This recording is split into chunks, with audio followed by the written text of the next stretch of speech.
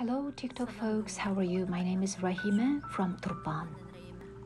From the Xinjiang news that was just broadcast that Turpan Korla Pichan's grape, melon, pears were sold and that the Turpan people live in wealth and happiness.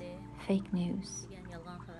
My heart is not okay with this news and I wanted to go on air. Currently, it has been 47 days from the 10th of August since Turpan lockdown started. The Turpan people are in agony. Do you guys know? The people of Turpan are in agony. Whether the worker, service people, or staff member, they're having difficulties in their workplaces. Farmers are same too. Some farmers cannot even sell their grapes.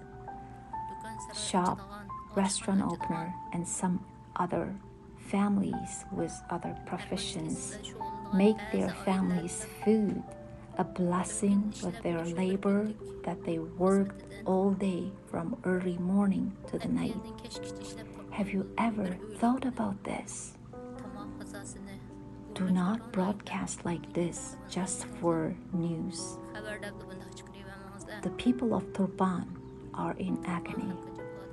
There are families who suffer self-esteem for a piece of meat or for a dozen of eggs.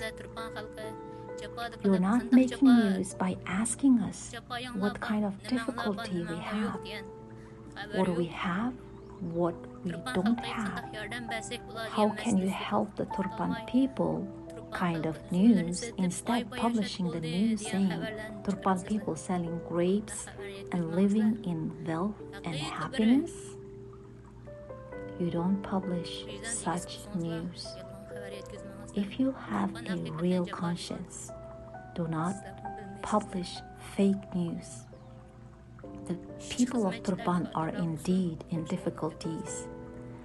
You don't know this. I ask you to think carefully about this.